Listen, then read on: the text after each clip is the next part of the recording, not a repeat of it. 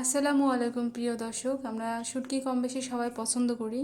তবে আজকে আমি আপনাদেরকে অনেক মজার বেগুন দিয়ে আলুর শুটকি রান্না করার রেসিপি দেখাবো। এটা আসলে অনেক টেস্টি হয়। আমি এখানে বেগুন নিয়ে নিচ্ছি দুটো এবং সুন্দর করে চিকন চিকন করে কেটে নিচ্ছি। যতটা সম্ভব চিকন করলে বেশি ভালো হবে এই শুটকিটা দিয়ে, কারণ আমি ছোটো মাছের শুটকিটা দিয়ে রান্না করব বেগুনটা। এবং আমি আলুও কেটে নিয়েছি। এখন আমি সেই ছোট ছোট শুটকি মাছগুলো একটা তাওয়াতে টেলে নিচ্ছি, মানে তাতিয়ে নিচ্ছি। এখন আমি একটা বড় কড়াই নিয়ে নিয়েছি এবং সরিষার তেল দিয়ে দিলাম এবং গোটা রসুন দিয়ে দিলাম এবং কাঁচামরিচ এবং পেঁয়াজ দিয়ে দিলাম এবং আমি এগুলো সুন্দর করে ভেজে নেব।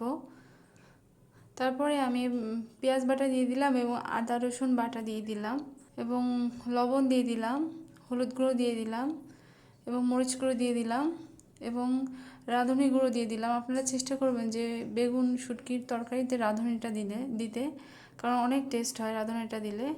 এবং আমি প্রায় হাফ চা চামচের মতো ধনে গুঁড়ো দিয়ে দিয়েছি। দিয়ে আমি মশলাটাকে কষিয়ে আমি ছোটো মাছের শুটকিগুলোকে দিয়ে দিচ্ছি।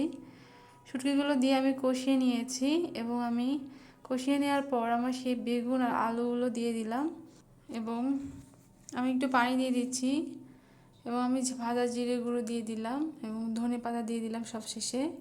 আমার শুটকিগুলো তৈরি হয়ে গেছে। দেখুন কত সুন্দর। এটা আপনারা ভাতের সাথে, গরম ভাতের সাথে খেতে অনেক মজা। এভাবে ট্রাই করে দেখবেন আপনারা।